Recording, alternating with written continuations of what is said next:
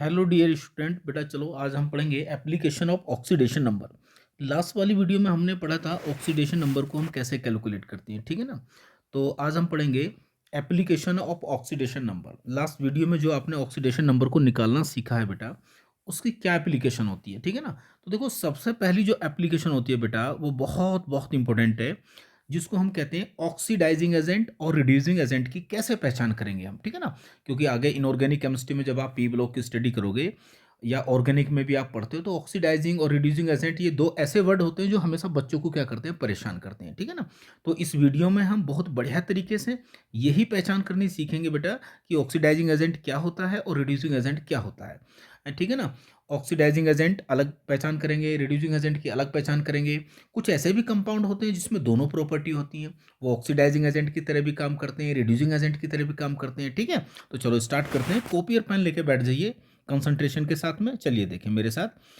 पहले मैंने यहाँ पे थोड़ी सी थ्योरी लिखी है, उसको हम थोड़ा सा स्टडी करते हैं, फिर मैं आपको एक्सप्लेन कराता हूँ इसको। चलिए देखिए, मैंने लिखा है पहली एप्लीकेशन में बेटा identification of oxidising and reducing agent, ठीक है ना। ऑक्सीडाइजिंग एजेंट और रिड्यूसिंग एजेंट की हम कैसे पहचान करेंगे, ध्यान से देखिए। बिल्कुल ऑक्सीडेशन नंबर निकालनी आनी चाहिए आपको, ठीक है। तो अगर किसी को ऑक्सीडेशन नंबर निकालनी नहीं आती है तो वो लास्ट वाली वीडियो को देख सकता है बेटा, ठीक है। चलिए तो सबसे पहले हम पढ़ते हैं बेटा, देखो ऑक्सीडाइजिंग एजेंट क्या होते हैं। देखो ऑक्सीडाइजिंग एजेंट वो होते हैं जिसमें किसी भी कंपाउंड के अंदर, देखो सबसे पहले कोई भी कंपाउंड दिया होगा, वो एलिमेंटल फॉर्म में भी हो सकता है, कंपाउंड में भी हो सकता है, ठीक है ना। तो किसी भी कंपाउंड के अंदर ध्यान रखना आपको, किसी भी कंपाउंड के अंदर आपको उस एलिमेंट की पहचान करनी है जिसकी ऑक्सीडेशन नंबर में क्या हो रहा हो, चेंज हो रहा हो। उसे बोलते हैं हम एक्टिव, उसे बोलते हैं एक्टिव एलिमेंट, ठीक है ना। तो अगर ऑक्सीडेशन नंबर किसी कंपाउंड में बेटा एलिमेंट की बढ़ रही है तो इसका मतलब क्या हो गया, तो उस रिएक्शन को क्या बोलेंगे आप, ऑक्सीडेशन बोलते हैं, ठीक है ना। क्या बोलते हैं इसको, ऑक्सीडेशन बोलते हैं। और जो कंपाउंड होता है उसको क्या बोलते हैं, रिड्यूसिंग एजेंट बोलते हैं। अगर किसी कंपाउंड में किसी एलिमेंट की ऑक्सीडेशन नंबर डिक्रीज हो रही है तो उस रिएक्शन को क्या बोलेंगे हम, बोलो। उस रिएक्शन को बोलेंगे रिडक्शन, और उस कंपाउंड को क्या बोलेंगे हम, ऑक्सीडाइजिंग एजेंट, ठीक है ना, ध्यान रखना।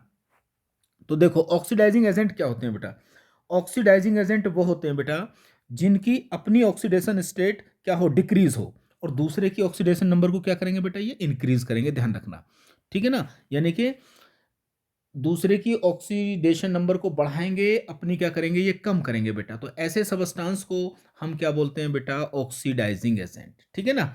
जैसे पूरी केमिस्ट्री की अगर बात करें तो बेटा देखो हैलोजन भी बहुत अच्छे ऑक्सीडाइजिंग एजेंट होते हैं, ध्यान रखना। ये पहचान बता रहा हूँ ऑक्सीडाइजिंग एजेंट कौन कौन से होते हैं। देखिए बहुत स्ट्रॉन्ग ऑक्सीडाइजिंग एजेंट होते हैं ये, ठीक है ना। देखो इलेक्ट्रॉनिक थ्योरी के बेसिस पर भी आप कह सकते हो और ऑक्सीडेशन नंबर के बेसिस पर भी आप डिफाइन कर सकते हो।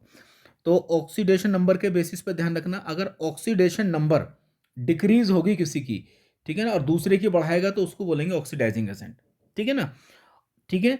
और इलेक्ट्रॉनिक थ्योरी के बेसिस पर उनको कहते हैं जो इलेक्ट्रॉन को गेन करते हैं, जो इलेक्ट्रॉन को गेन करेंगे, एनायन का फॉर्मेशन करेंगे बेटा, उनको बोलते हैं ऑक्सीडाइजिंग एजेंट या एलिमेंट भी कह सकते हो, ठीक है। जैसे हैलोजन है, तो तुम जानते हो हैलोजन क्या करते हैं, देखो इलेक्ट्रॉनों को गेन कर लेते हैं। तो जो भी इलेक्ट्रॉनों को गेन करता है बेटा उन्हीं को बोलते हैं ऑक्सीडाइजिंग एजेंट। क्लियर बात है, ठीक है ना। और इनकी ऑक्सीडाइजिंग जो प्रॉपर्टी होती है ना बेटा, ध्यान रखना, हैलोजन का जो ऑक्सीडाइजिंग ऑर्डर होता है फ्लोरीन, क्लोरीन, ब्रोमीन और आयोडीन, ठीक है।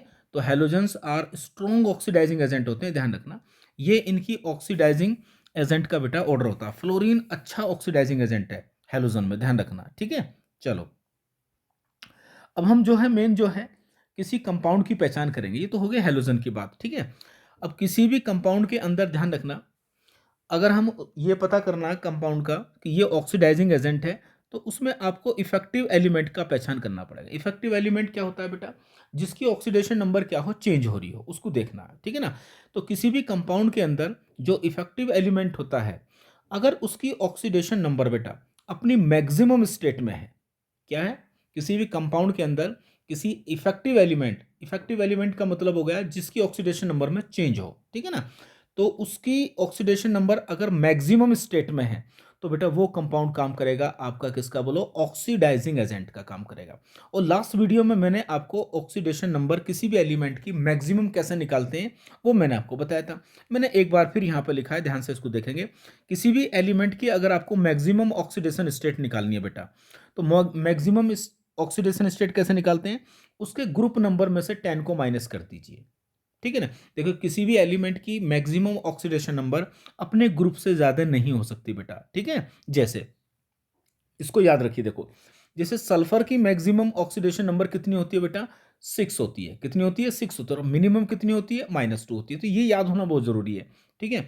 अब सल्फर कौन से ग्रुप में होता है बेटा, 16 ग्रुप में है। तो 16 में से 10 को माइनस करिए, कितना आ गया बोलो, 6 आ गया। तो +6 सल्फर की मैक्सिमम ऑक्सीडेशन स्टेट जो होती है वो +6 होती है। और मिनिमम कितनी होती है, -2 होती है।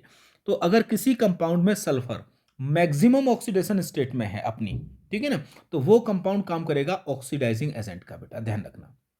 क्लियर है। चलो देखो, जैसे नाइट्रोजन की बात करूं, नाइट्रोजन की मैक्सिमम ऑक्सीडेशन स्टेट कैसे निकालोगे, 15 में से 10 को माइनस कर दीजिए, 5 आ गई। तो नाइट्रोजन की मैक्सिमम ऑक्सीडेशन स्टेट कितनी होती है, +5 होती है। और मिनिमम कितनी होती है बेटा, -3 होती है, ध्यान रखना, ठीक है। चलिए फास्फोरस की अगर हम बात करें, तो फास्फोरस कौन से ग्रुप का होता है बोलो, 15 ग्रुप का होता है। तो इसकी फास्फोरस की मैक्सिमम ऑक्सीडेशन स्टेट कितनी आ गई बेटा, +5 आ गई। मिनिमम कितनी होती है इसकी, -3 होती है। क्लियर है। अब जैसे क्लोरीन है, क्लोरीन कौन से ग्रुप का एलिमेंट होता है, 70 का, 17 का। तो 17 में से 10 को माइनस कर दीजिए, क्या आएगा, +7 आ गया। तो क्लोरीन की मैक्सिमम ऑक्सीडेशन स्टेट कितनी होती है, +7 होती है। और जितने भी हैलोजन होते हैं उनकी मिनिमम ऑक्सीडेशन स्टेट कितनी होती है बेटा, -1 होती है। ये भी आपको पता ही है, ठीक है। कार्बन की अगर मैं बात करूं मैं बेटा, कार्बन की मैक्सिमम ऑक्सीडेशन स्टेट की अगर मैं बात करूं, तो कार्बन कितने ग्रुप का है बेटा, 14 ग्रुप का होता है। तो 14 में से 10 जाएगा, कितना बचेगा, +4 बचेगा। तो कार्बन की मैक्सिमम ऑक्सीडेशन स्टेट कितनी होती है, +4 होती है, ध्यान रखना। क्लियर है। तो अगर आप इन बातों को ध्यान करोगे ना, तो आसानी से आप क्या करोगे बेटा, आसानी से आप किसी भी कंपाउंड की ये पहचान कर सकते हो कि वो ऑक्सीडाइजिंग एजेंट है या नहीं है। तो किसी भी कंपाउंड की अगर आपको पहचान करनी है कि वो ऑक्सीडाइजिंग एजेंट है, तो उसमें जो आपका एक्टिव एलिमेंट होगा बेटा, इफेक्टिव एलिमेंट जो होता है, उसकी मैक्सिमम ऑक्सीडेशन स्टेट को देखिए। अगर वो एलिमेंट अपनी मैक्सिमम ऑक्सीडेशन स्टेट में है, तो वो क्या करेगा, ऑक्सीडाइजिंग एजेंट का काम करेगा।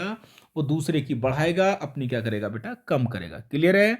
अब देखो ये पॉइंट और देखिए, देखो कुछ वेरिएबल ऑक्सीडेशन नंबर होती हैं। वेरिएबल ऑक्सीडेशन नंबर का मतलब जो चेंज होती रहती हैं, ठीक है ना। तो एक्चुअल में किसी भी कंपाउंड के अंदर जिस एलिमेंट की ऑक्सीडेशन नंबर को हम निकालते हैं वो क्या होती है, वो वेरिएबल होती है। अब जैसे डी ब्लॉक एलिमेंट की बात करूं, तो आयरन की आपको याद करने की जरूरत नहीं, क्योंकि ज़्यादातर कंपाउंड में आयरन की आपको निकालनी पड़ेगी बेटा, ठीक है ना। तो ये इसकी होती है, मिनिमम +2 होती है और मैक्सिमम +3 होती है, इससे भी ज़्यादा होती है। एमएन की अगर मैं बात करूं बेटा, ये बहुत ही इंपॉर्टेंट एलिमेंट है, देखो याद रखना। मिनिमम कितनी होती है इसकी, +2 होती है। मैक्सिमम क्या होती है इसकी, +7 होती है, ठीक है ना। +2 और +7 के बीच में सारी ऑक्सीडेशन स्टेट को क्या करता है, ये एमएन शो करता है। एक बहुत इंपॉर्टेंट एलिमेंट है क्रोमियम, इसको भी आप याद रखेंगे। क्रोमियम की मैक्सिमम ऑक्सीडेशन स्टेट कितनी होती है बेटा, +6 होती है, ध्यान रखना, ठीक है ना। हाँ, दो एलिमेंट और बहुत इंपॉर्टेंट है, ओएस और आरयू। ओएस और आरयू ऐसे एलिमेंट होते हैं जिनकी मैक्सिमम ऑक्सीडेशन स्टेट क्या होती है बेटा, +8 होती है। और ये कौन से कंपाउंड में होती है, OSO4 में, और साथ में RuO4 में बेटा। ये दो ऐसे कंपाउंड है जिसमें इनकी ऑक्सीडेशन स्टेट क्या होती है, +8 होती है। ये भी याद करने की बात है, ध्यान रखना, ठीक है। चलो बेटा, अब देखिए ध्यान से बेटा, अब आपको क्या करना है, अब आपको कुछ मैंने एग्जांपल लिए यहाँ पर जो ऑक्सीडाइजिंग एजेंट हैं। ये बहुत इंपॉर्टेंट है, इनऑर्गेनिक केमिस्ट्री में इनकी प्रिपरेशन, इनका हीटिंग इफेक्ट, इनकी ऑक्सीडाइजिंग प्रॉपर्टी सब कुछ पढ़नी है बेटा आपको। चलिए, मुझे नहीं लगता किसी बच्चे को KMnO4 में कोई डाउट होगा। KMnO4 में Mn की देखिए ऑक्सीडेशन स्टेट कितनी है, +7।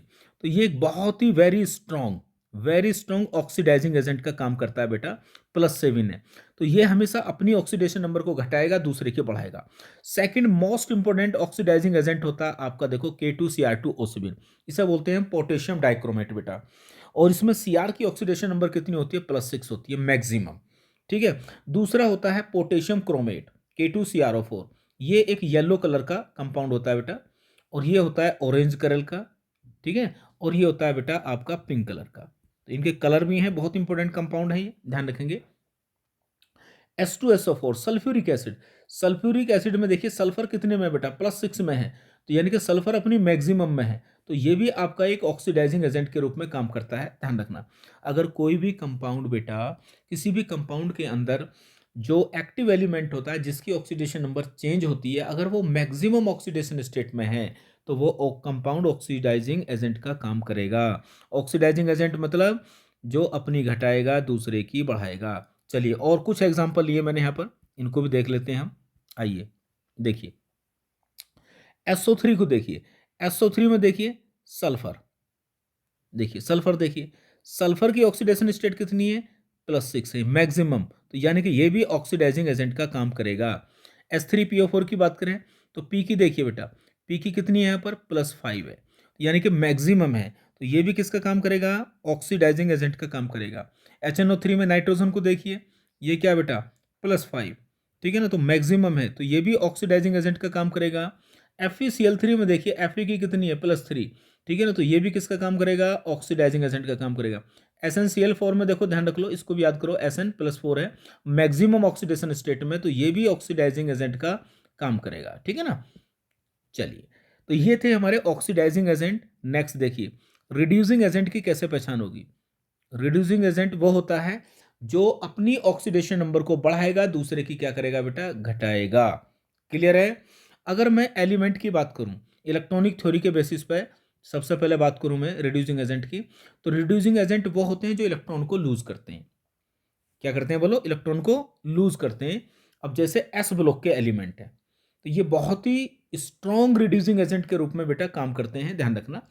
फर्स्ट डे वाले एल्केली मेटल्स और एल्केलाइन अर्थ मेटल, ये वाली मेटल सभी रिड्यूसिंग एजेंट का काम करते हैं ऑलमोस्ट, ध्यान रखना, ठीक है। क्लियर। तो एक पहचान एक ये बता दी, जो भी इलेक्ट्रॉन को डोनेट करेगा वो रिड्यूसिंग एजेंट का काम करता है। जैसे सोडियम है, मैग्नीशियम है, आयरन है, बेरिलियम है, तो ये सब देखो जो इलेक्ट्रॉन लूज करता है उस रिएक्शन को बोलते हैं हम ऑक्सीडेशन, और लूज करने वाले को क्या बोलते हैं, रिड्यूसिंग एजेंट। तो ये सारे के सारे किसका काम कर रहे हैं बेटा, रिड्यूसिंग एजेंट का काम कर रहे हैं, ध्यान रखना है, ठीक है ना। हाँ मेटल। चलो अब किसी कंपाउंड की बात करते हैं हम। देखो कंपाउंड में क्या करना है, if effective element in A compound is present is minimum oxidation state. अगर किसी कंपाउंड के अंदर बेटा कोई इफेक्टिव एलिमेंट अपनी मिनिमम ऑक्सीडेशन स्टेट में हो, देखो मैक्सिमम में है ऑक्सीडाइजिंग एजेंट, मिनिमम में है तो किसका काम करेगा बेटा, रिड्यूसिंग एजेंट का काम करेगा। क्लियर है। एग्जांपल देखिए यहाँ ध्यान से, एग्जांपल देखते हैं यहाँ पर। जैसे यहाँ बात करें हम PH3 की, NH3 की, CH4 की, S2S की, SnCl2 की, FeCl2 की, तो PH3 देखो मिनिमम में है, NH3 में नाइट्रोजन मिनिमम में है, CH4 में कार्बन नेगेटिव में है, यहाँ सल्फर कितने में बोलो, -2 में है, यहाँ देखो SnCl2 में Sn किस में है, मिनिमम में +2 में, यहाँ भी आयरन किस में है, देखो +2 में। तो यहाँ पर ये जो सारे कंपाउंड हैं इनमें जो एलिमेंट है वो अपनी मिनिमम ऑक्सीडेशन स्टेट में है, तो ये सारे के सारे रिड्यूसिंग एजेंट के रूप में काम करते हैं, ध्यान रखना बेटा। क्लियर है। चलिए आगे बात करते हैं। देखो तीसरा पॉइंट क्या है बेटा देखो यदि effective element in A compound, किसी कंपाउंड के अंदर किसी एलिमेंट की ऑक्सीडेशन स्टेट अगर ना तो मैक्सिमम है और ना मिनिमम है, मॉडरेट है, इंटरमीडिएट है, बीच में है, तो वो किसका काम करेगा बेटा, वो ऑक्सीडाइजिंग एजेंट और रिड्यूसिंग एजेंट दोनों का काम करेगा बेटा। क्लियर है। वो किसका काम करेगा, दोनों का ही काम करेगा, ठीक है ना। तो अगर किसी कंपाउंड के अंदर किसी एलिमेंट की ऑक्सीडेशन स्टेट इंटरमीडिएट में है, ना तो मिनिमम में है ना वो मैक्सिमम में है, जैसे सल्फर की बात करूं, सल्फर की मैक्सिमम ऑक्सीडेशन स्टेट कितनी होती है बच्चों, +6, मिनिमम कितनी होती है, -2। तो अगर किसी कंपाउंड के अंदर सल्फर की ऑक्सीडेशन स्टेट मैक्सिमम और मिनिमम के बीच में है तो वो कंपाउंड ऑक्सीडाइजिंग एजेंट और रिड्यूसिंग एजेंट दोनों का काम करेगा बेटा। जैसे कुछ एग्जांपल है हमारे पास यहाँ पर, देखिए ध्यान से। चलिए जैसे मान लो HNO2 की बात करूं, HNO2 का नाम होता है नाइट्रस एसिड, क्या बोलते हैं इसको बोलो, इसको बोला जाता है बेटा नाइट्रस एसिड, ठीक है। चलिए देखो अब नाइट्रस एसिड में नाइट्रोजन की देखिए कितनी ऑक्सीडेशन स्टेट है, +3 है। अब नाइट्रोजन की देखिए मिनिमम कितनी होती है बेटा, -3, मैक्सिमम कितनी होती है, +5। क्या बात है, ये तो इंटरमीडिएट का होगा बेटा, ये तो इंटरमीडिएट है, बीच में है, तो ये क्या कर सकता है, ये दोनों काम कर सकता है। ये अपनी ऑक्सीडेशन स्टेट को बढ़ा भी सकता है, और जब बढ़ाएगा तो किसका काम करेगा, रिड्यूसिंग एजेंट का काम करेगा बेटा, और जब ये घटाएगा तो किसका काम करेगा, ऑक्सीडाइजिंग एजेंट का काम करेगा। क्लियर है ना भाई? अगर मान लो किसी कंपाउंड में किसी एलिमेंट की ऑक्सीडेशन नंबर इंटरमीडिएट में है, मिडिल में है, और तो वो क्या करेगा, वो मैक्सिमम भी कर सकता है, मिनिमम भी कर सकता है, वो बढ़ा भी सकता है, वो घटा भी सकता है। जब वो अपनी ऑक्सीडेशन स्टेट को बढ़ाएगा तो वो किसका काम करेगा, रिड्यूसिंग एजेंट का। जब वो अपनी को घटाएगा तो वो किसका काम करेगा, ऑक्सीडाइजिंग एजेंट का। यानी कि हम ये बोल सकते हैं कि ऐसा कंपाउंड ऑक्सीडाइजिंग एजेंट और रिड्यूसिंग एजेंट का काम करता है। क्लियर है? तो नाइट्रस एसिड दोनों का काम करेगा बेटा, ध्यान रखना। क्लियर है? अब जैसे H3PO3 की बात करें, इसे बोलते हैं फॉस्फोरस एसिड। यहाँ फॉस्फोरस की देखिए कितनी होती है, फॉस्फोरस की जो होती है आपकी बेटा मिनिमम कितनी होती है, ये वाली, ठीक है ना, और मैक्सिमम कितनी होती है, +5। अब यहाँ इस कंपाउंड में कितनी दे रखी है, क्या नाम है, +3। तो इसका मतलब इंटरमीडिएट है, ये बढ़ा भी सकता है, ये आपका डिक्रीज भी कर सकता है। जब बढ़ाएगा तो रिड्यूसिंग एजेंट का काम करेगा, जब घटाएगा तो ऑक्सीडाइजिंग एजेंट का काम करेगा। इसका मतलब ये भी दोनों का काम करेगा। SO2 की बात करिए, देखो +4 की बात करते हैं। SO2 की अगर हम बात करें तो देखो +4 है, तो +4 का मतलब सल्फर मैक्सिमम +6 होती है, मिनिमम कितनी होती है बेटा, -2 होती है। तो ये जब बढ़ाएगा तो किसका काम करेगा, रिड्यूसिंग एजेंट का काम करेगा बेटा, और जब घटाएगा तो किसका काम करेगा, ऑक्सीडाइजिंग एजेंट का काम करेगा। इसका मतलब सल्फर भी ऑक्सीडाइजिंग एजेंट और रिड्यूसिंग एजेंट दोनों का काम करेगी बेटा। H2O2 क्या बोलते हैं इसको, हाइड्रोजन पेरोक्साइड। अगर हम हाइड्रोजन पेरोक्साइड की बात करें तो देखो बेटा, ऑक्सीजन मिनिमम कितनी होती है इसकी, देखो H2O2 की मिनिमम ऑक्सीजन की कितनी होती है, माइनस, ये आपकी क्या है, ये दोनों का काम करता है, ऑक्सीडाइजिंग एजेंट और रिड्यूसिंग एजेंट दोनों का काम करता है, क्योंकि ऑक्सीजन की मिनिमम कितनी होती है, -2 होती है, और ये -1 में है, ठीक है ना। और मैक्सिमम कितनी होती है, पॉजिटिव में भी होती है, जीरो भी होती है, दोनों का काम कर सकता है ये बढ़ा भी सकता है, ये अपनी घटा भी सकता है, ठीक है ना। तो इसी प्रकार ये ऑक्सीडाइजिंग एजेंट और रिड्यूसिंग एजेंट दोनों का काम करेगा बेटा। क्लियर है? चलो आगे।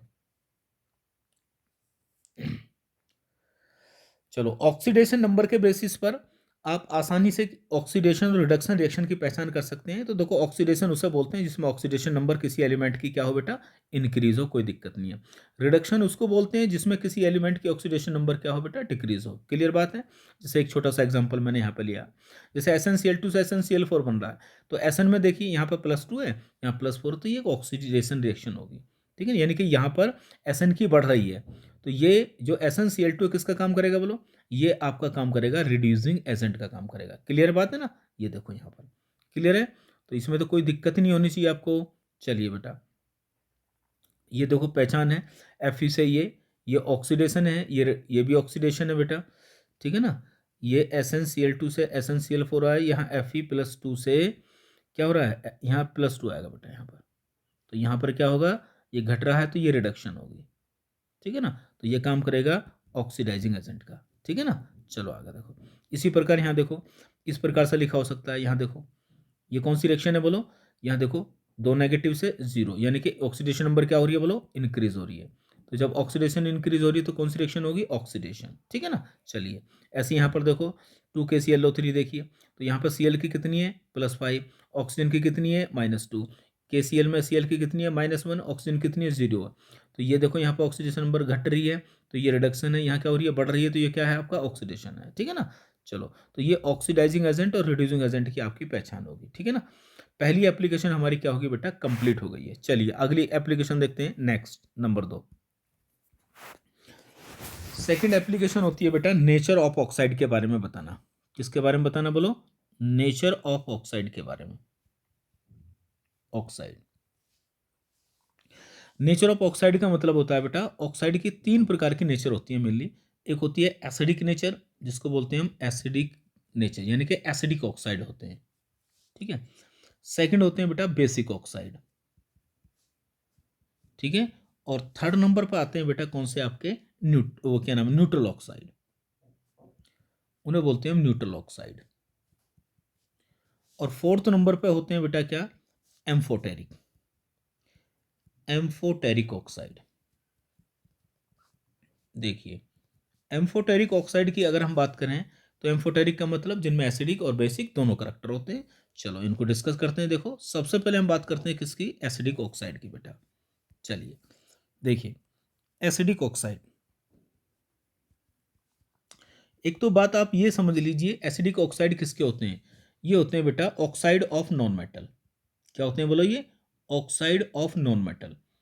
ठीक है ना, जो नॉन मेटल होती है ना उनके ऑक्साइड कैसे होते हैं बोलो, एसिडिक होते हैं, ध्यान रखना। ठीक है ना।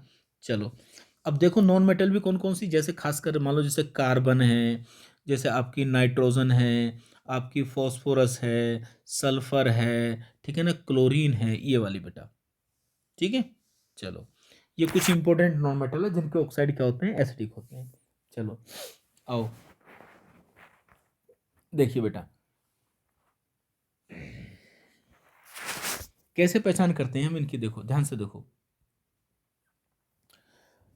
एसिडिक ऑक्साइड की जो एसिडिक नेचर है वो दो कॉन्सेप्ट पे डिपेंड करती है। जैसे मान लो मैंने यहाँ पे लिखा पहला क्वेश्चन, अगर एक ही नॉन मेटल के ऑक्साइड है तो एसिडिक स्ट्रेंथ डिपेंड करेगी उनकी जो एसिडिक नेचर है, कौन सा बढ़िया एसिडिक होगा, डायरेक्टली प्रोपोर्शन होती है ऑक्सीडेशन स्टेट की। ठीक है ना, ध्यान रखना। अगर ऑक्सीडेशन नंबर बढ़ेगी सेंट्रल एटम की तो एसिडिक नेचर भी क्या होगी उसकी बेटा, बढ़ेगी, ध्यान रखना। अगर एक ही नॉन मेटल के ऑक्साइड है, जैसे एग्जांपल के तौर पे मैंने लिया यहाँ पर, मान लो मैंने यहाँ पे लिया एग्जांपल बेटा, मैं लेता हूँ जैसे N2O।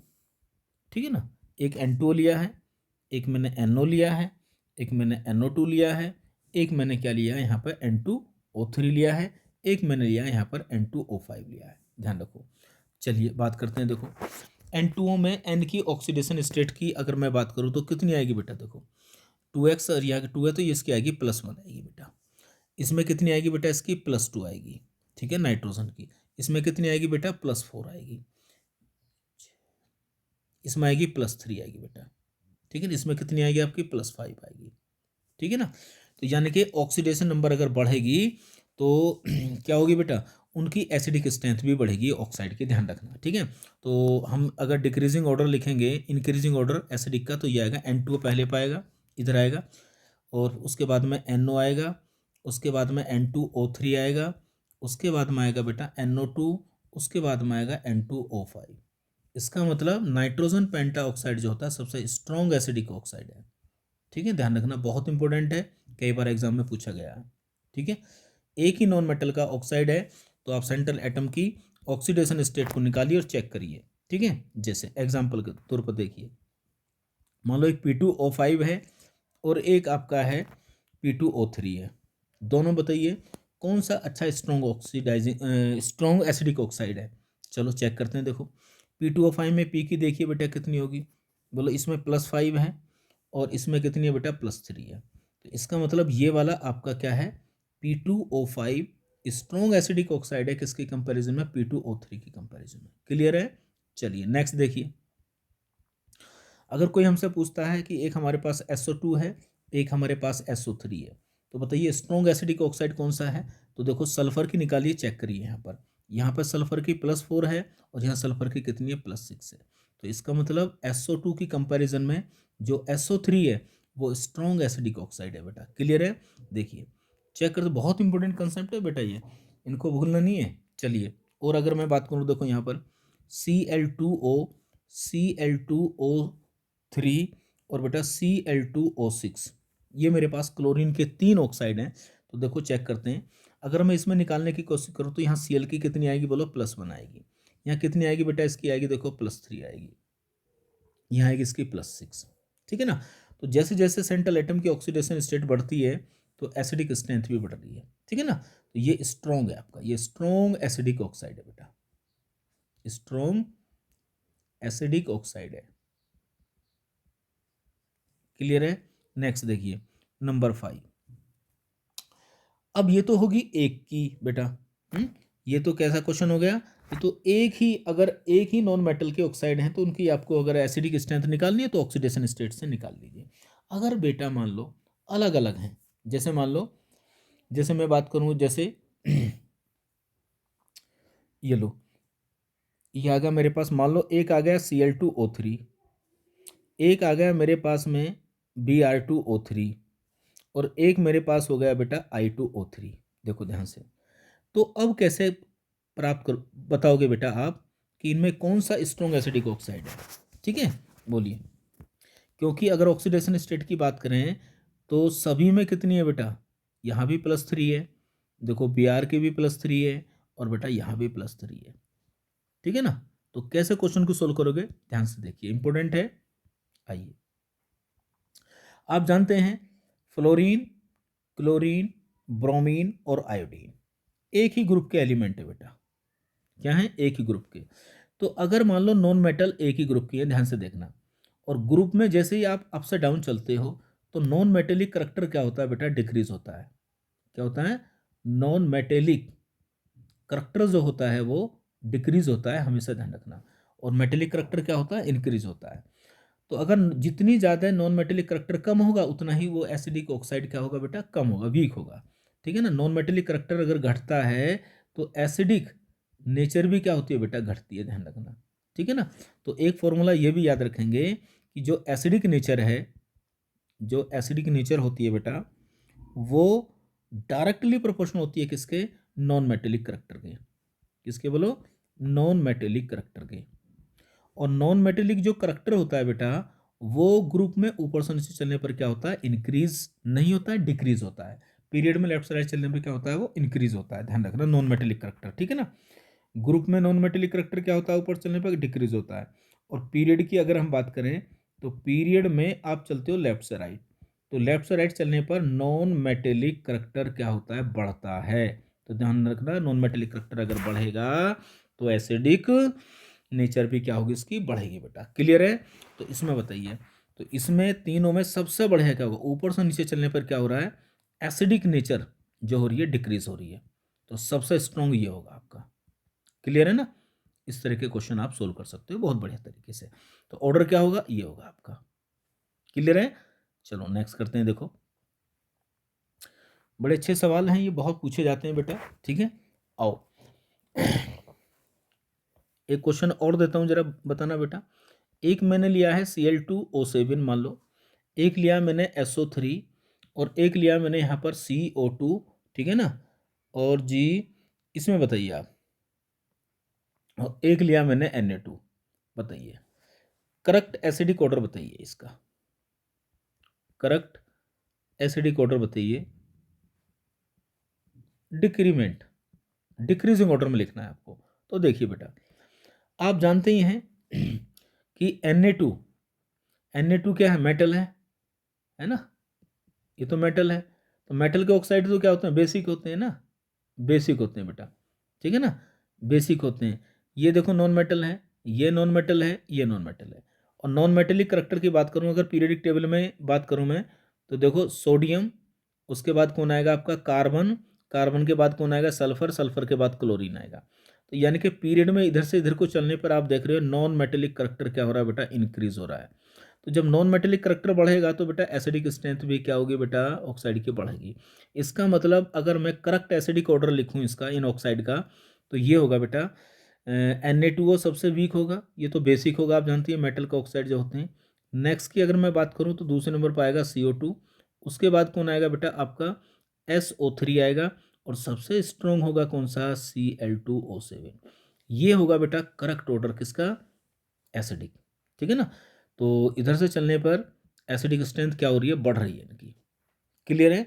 इस तरह के क्वेश्चन आते हैं, आप इनको कर सकते हो, कोई दिक्कत नहीं है। चलिए, अब जो ऑर्डर एसिडिक ऑक्साइड का होता है ना, वही एसिड का होता है। तो एसिडिक स्ट्रेंथ भी आप निकाल सकते हो, कोई दिक्कत नहीं है, एसिडिक स्ट्रेंथ भी आप निकाल सकते हो। ठीक है ना, ये भी डायरेक्टली प्रोपोर्शनल होती है oxidation state of central atom. ठीक है, ध्यान रखना, अगर एक ही नॉन मेटल के ऑक्सी एसिड हैं, क्या है बोलो, ऑक्सी एसिड, तो वो एसिड स्ट्रॉन्ग होगा जिसमें सेंट्रल एटम की ऑक्सीडेशन स्टेट क्या होगी बेटा, ज़्यादा होगी। जैसे एक क्वेश्चन बड़ा फेमस है, ठीक है ना, बहुत बार पूछा जाता है ये, HClO, और यहाँ आ गया HClO2, और ये है आपका HClO3, और ये आपका HClO4। ठीक है ना, तो इसमें Cl की ऑक्सीडेशन स्टेट देख लीजिए आप। ठीक है ना, तो जितनी ज़्यादा ऑक्सीडेशन स्टेट होगी उतना ही स्ट्रॉन्ग एसिड होगा। देखो यहाँ पर देखो कितनी आएगी, +1 आएगी बेटा। क्या आएगी, +1। यहाँ कितनी आएगी, +3 आएगी, यहाँ कितनी आएगी +5 आएगी, यहाँ कितनी आएगी बोलो +7 आएगी। तो नो डाउट ऑक्सीडेशन स्टेट बढ़ रही है, तो इधर से इधर को चलने पर क्या हो रही है, एसिडिक स्ट्रेंथ भी क्या हो रही है, एसिड की बढ़ रही है बेटा, ध्यान रखना। क्लियर है? चलिए इसी प्रकार से जैसे मान लो कभी ये क्वेश्चन आ गया, एक H2SO3 है और एक आपका H2SO4 है, तो बताइए इसमें से कौन सा ज़्यादा स्ट्रॉन्ग एसिड होगा बेटा। तो सल्फर की निकाल लीजिए यहाँ पर 6, इसमें कितनी होगी आपकी +4 होगी बेटा, सर +3 होगी यहाँ पर, और यहाँ देखिए यहाँ कितनी होगी बेटे,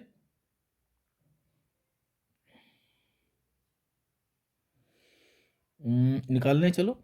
H2SO3 में हम निकाल लेते हैं सल्फर की +x-8 कितनी होगी बेटा, ये होगी हमारी सॉरी 6 आएगी यहाँ पर ना, तो ये आ गई 4 आ गई बेटा यहाँ पर, है ना। तो इसमें यहाँ पर 4 आ गई, इसमें कितनी आ गई +6 आ गई, तो कौन सा स्ट्रॉन्ग एसिड है, H2SO4। क्लियर है? इसी प्रकार से आपसे पूछ सकता है, एक HNO2 है, एक HNO3 है, तो एक ही नॉन मेटल सेंट्रल एटम अगर सेम है, सेंट्रल एटम अगर सेम है, तो आप उसकी ऑक्सीडेशन स्टेट को निकालिए। यहाँ पर +3 है नाइट्रोजन की, यहाँ पर नाइट्रोजन की +5 है, तो आपका HNO2 से, जिसको नाइट्रस एसिड कहते हैं, उससे ज़्यादा स्ट्रांग होगा नाइट्रिक एसिड। क्लियर है? चलिए बेटा नेक्स्ट देखिए, लेकिन संभल के काम करना है। क्यों काम करना है संभल के? क्योंकि इस कंसेप्ट का एक एक्सेप्शन भी है बेटा, ठीक है। मैं एक वीडियो बनाऊंगा ऑक्सी एसिड के ऊपर पूरी बेटा, तब इस वाली बात को डिस्कस करेंगे।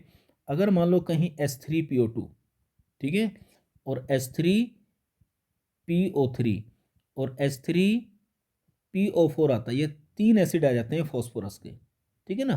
तो यहाँ भी देखो सेंट्रल एटम क्या है बेटा, सेम है, ठीक है ना। तो यहाँ पर अगर मैं बात करूँ फॉस्फोरस की कितनी आती है ऑक्सीडेशन स्टेट, यहाँ आती है +1, यहाँ आती है बेटा +3, और यहाँ आती है +5 फॉस्फोरस की। तो अगर मैं एसिडिक ऑर्डर की बात करूँ यहाँ पर, तो एसिडिक ऑर्डर अगर इनका हम फॉर्मूले के बेसिस पे बात करें कि जब सेंट्रल एटम सेम हो तो डायरेक्टली प्रोपोर्शनल होती है ऑक्सीडेशन स्टेट के, तो हम क्या लगाएंगे, हम लगाएंगे कि सबसे ज़्यादा स्ट्रॉन्ग होगा हमारा H3PO4, दूसरे नंबर पर होगा H3PO3, और थर्ड नंबर पर होगा बेटा H3PO2, ठीक है ना। ये हमारा ऑर्डर आना चाहिए था, लेकिन ये बेटा रॉन्ग है, ध्यान रखना, ठीक है ना। इसका जो एक्सपेरिमेंटल डिसोसिएशन कांस्टेंट के बेसिस पर जो इसका ऑर्डर आता है, याद रखना, वेरी वेरी इंपॉर्टेंट है बेटा, बच्चे बहुत गलत करते हैं इसको। तो इसमें सबसे तीनों में H3PO2 सबसे स्ट्रॉन्ग होता है, सेकंड नंबर पर होता है H3PO3, और लास्ट में होता है H3PO4। इसको याद रखेंगे, ठीक है। जब मैं ऑक्सी एसिड की को डिस्कस करूंगा तो इसका रीज़न आपको जरूर बताऊंगा बेटा। क्लियर है? आइए नेक्स्ट देखिए, दूसरा फैक्टर होता है बेटा, अगर नॉन मेटल डिफरेंट है तो एसिडिक स्ट्रेंथ जो होती है आपकी, वो डायरेक्टली प्रोपोर्शनल होती है किसके, एसिडिक स्ट्रेंथ, यानी कि अगर नॉन मेटल एक ही ग्रुप की है, एसिडिक स्ट्रेंथ डायरेक्टली प्रोपोर्शनल होती है इलेक्ट्रोनेगेटिविटी के, इलेक्ट्रोनेगेटिविटी ऑफ सेंट्रल एटम। बस दो ही तो फैक्टर होते हैं एसिडिक स्ट्रेंथ के लिए। चलो जैसे मान लो मेरे पास हो गया एक क्वेश्चन ये है, एक है मेरे पास HClO, एक मेरे पास है HBRO, एक मेरे पास है HIO, ठीक है। तो बताओ, अब देखो सेंट्रल एटम क्या है, अलग अलग है बेटा, ठीक है ना। तो इनका एसिडिक स्ट्रेंथ का ऑर्डर क्या होगा, इलेक्ट्रोनेगेटिविटी का ऑर्डर आप जानते ही हो, हेलोजन की क्या होता है, फ्लोरीन सबसे ज़्यादा नेगेटिव, क्लोरीन, उसके बाद ब्रोमीन, उसके बाद क्या होता है, आयोडीन होता है। तो ये इलेक्ट्रोनेगेटिविटी का ऑर्डर है इनका। तो आप देखेंगे कि सबसे स्ट्रॉन्ग एसिड कौन सा होगा, HClO, उसके बाद क्या होगा बेटा HBRO, उसके बाद कौन होगा बेटा HIO। क्लियर बात है? चलिए बेटा, तो ये थी हमारी एसिडिक स्ट्रेंथ, ठीक है। चलिए बेटा नेक्स्ट अगर मैं बात करता हूँ बेटा, तो अब हम अगली एप्लीकेशन की बात करते हैं। ऑक्सीडाइजिंग रिड्यूसिंग एजेंट हमने पढ़ लिया बेटा, ठीक है ना। उसके बाद में एसिडिक नेचर हमने पढ़ ली, ऑक्साइड की भी और एसिड की भी बेटा। क्लियर है? अच्छा एक बात और ध्यान रखना, ये मैं केवल एसिड की बात कर रहा हूँ, मेटल के ऑक्साइड बेसिक होते हैं तो वो अलग से डिस्कस करेंगे, कुछ एम्फोटेरिक होते हैं उसकी एक अलग वीडियो आएगी, तो घबराइए मत ना आप, है ना। तो नेक्स्ट एप्लीकेशन देखिए, लास्ट बेटा इसकी ऑक्सीडेशन नंबर की, वो क्या एप्लीकेशन है देखो, देखो ध्यान से देखना, इन केस ऑफ, कोऑर्डिनेशन में पढ़ोगे आप, in case of complex formation, ठीक है ना। In case of complex formation की अगर मैं बात करूं, जो कोऑर्डिनेट कंपाउंड का फॉर्मेशन करोगे तो ऑक्सीडेशन स्टेट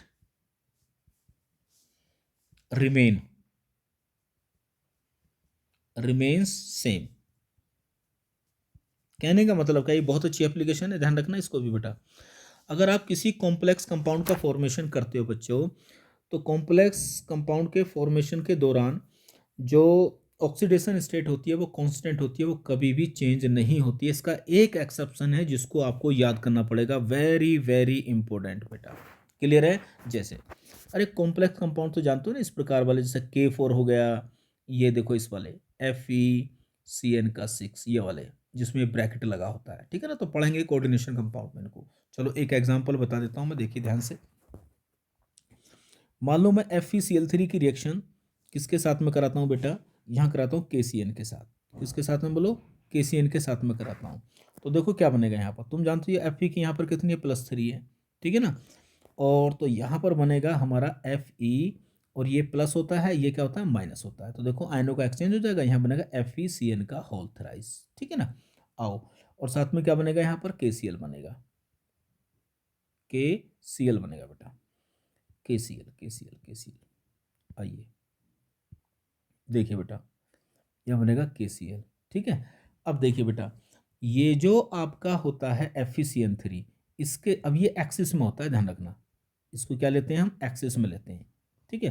तो ये जो FeCN3 बना है, इसके साथ में ये KCN बेटा अगेन रिएक्शन करेगा, ध्यान रखना, और एक कॉम्प्लेक्स का फॉर्मेशन करेगा, जिस कॉम्प्लेक्स का नाम होगा हमारा K3, और बोलो Fe, और यहाँ पर होगा CN6। ध्यान से देखो, अब ध्यान से देखो बेटा, ये जो KCN होता है ना, यहाँ पर ये जो KCN होता है, ये काम करता है इस रिएक्शन में कॉम्प्लेक्सिंग एजेंट का। किसका काम करता है बोलो? कॉम्प्लेक्सिंग एजेंट का काम करता है ये, ठीक है। अभी घबराना मत ये कि ये रिएक्शन समझ में नहीं आई, ठीक है। हाँ, तो देखो ये आपका ट्रांजिशन मेटल का कोई भी आपका सोल्ट है 3D सीरीज का, तो यहाँ देखिए Fe की ऑक्सीडेशन स्टेट कितनी है, +3। और जब आप कहाँ निकालोगे बेटा, K3 FeCN6 में Fe की ऑक्सीडेशन स्टेट अगर निकालोगे तो यहाँ भी कितनी है बेटा, +3 है, ठीक है। ठीक, तो मैंने क्या लिखा था यहाँ पर देखो, in case of complex formation oxidation state remain same, ठीक है ना। हाँ, कॉम्प्लेक्स के अंदर जो सेंट्रल मेटल है उसकी ऑक्सीडेशन स्टेट और जिसके साथ में आपने बनाया है, ठीक है ना, उसकी ऑक्सीडेशन स्टेट सेम रहेगी बेटा, मेटल की, ठीक है। चलिए नेक्स्ट देखिए, इसका एक एक्सेप्शन है बस जिसको आप याद करेंगे। वो क्या एक्सेप्शन है, देख लीजिए इसको ध्यान से बेटा।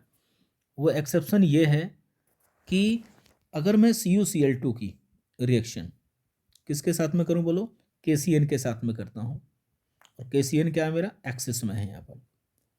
तो यहाँ कितनी है इसकी, देखो यहाँ पे, यहाँ इसकी +2 है कॉपर की। आइए Cu क्या बनेगा यहाँ पर, Cn का होल ट्वाइस बनेगा, प्लस क्या बनेगा यहाँ पर, KCl बनेगा, ठीक है ना।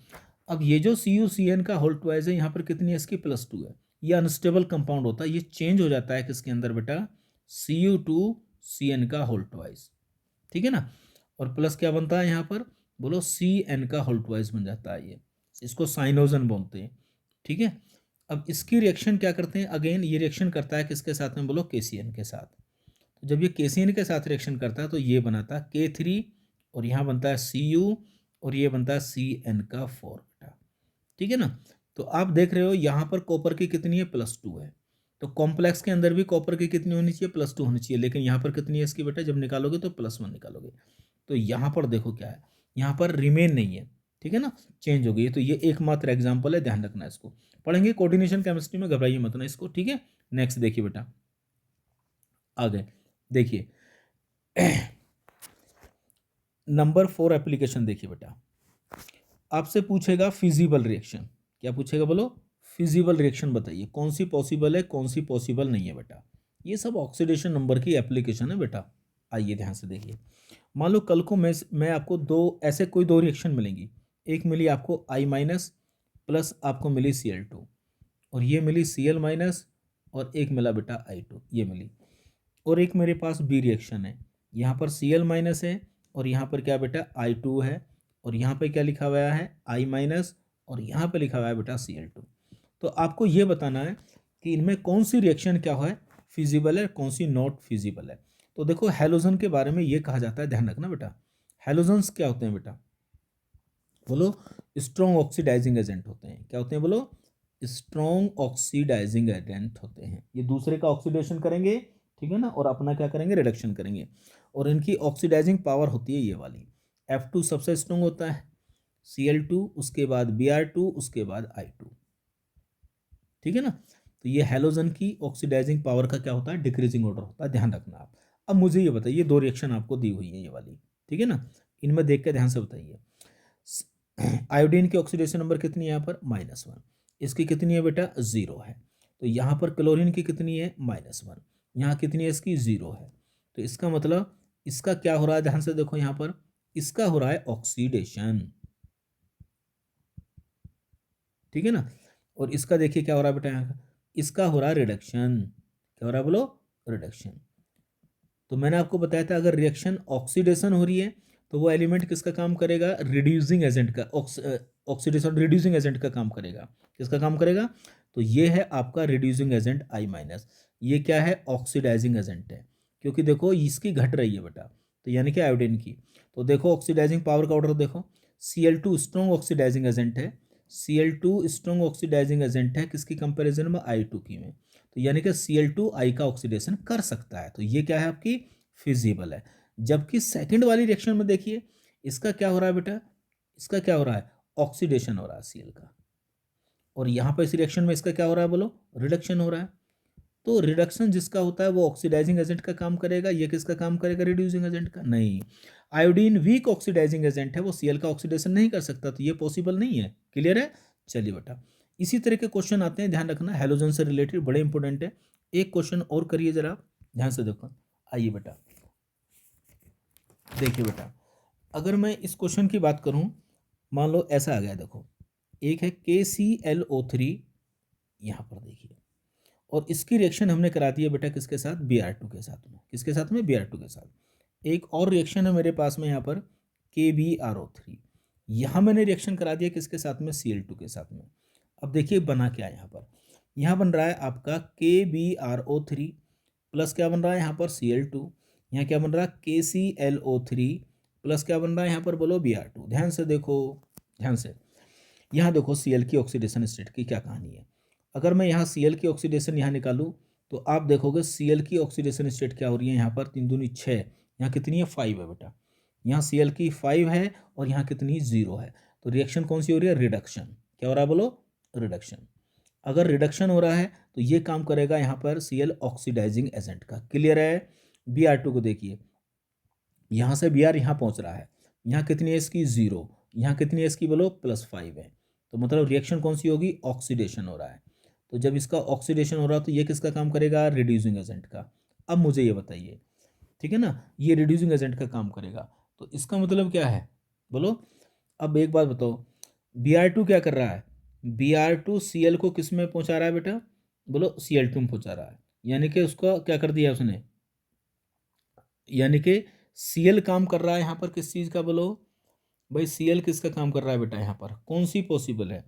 देखो यहाँ पर Br2 रिएक्शन में काम कर रहा है रिड्यूसिंग एजेंट का, ठीक है ना, खुद रिड्यूसिंग एजेंट का काम कर रहा है, क्योंकि इसकी 0 से क्या हो रही है बेटा, सॉरी ये अपनी बढ़ा रहा है, तो रिड्यूसिंग एजेंट का काम कर सकता है, कोई दिक्कत नहीं है। क्योंकि क्लोरीन क्या होता है, Cl2 is greater than Br2, ये है। तो Cl2 ऑक्सीडाइजिंग एजेंट का काम कर सकता है, तो ये ऑक्सीडाइजिंग एजेंट का काम कर रहा है, क्या दिक्कत है ना।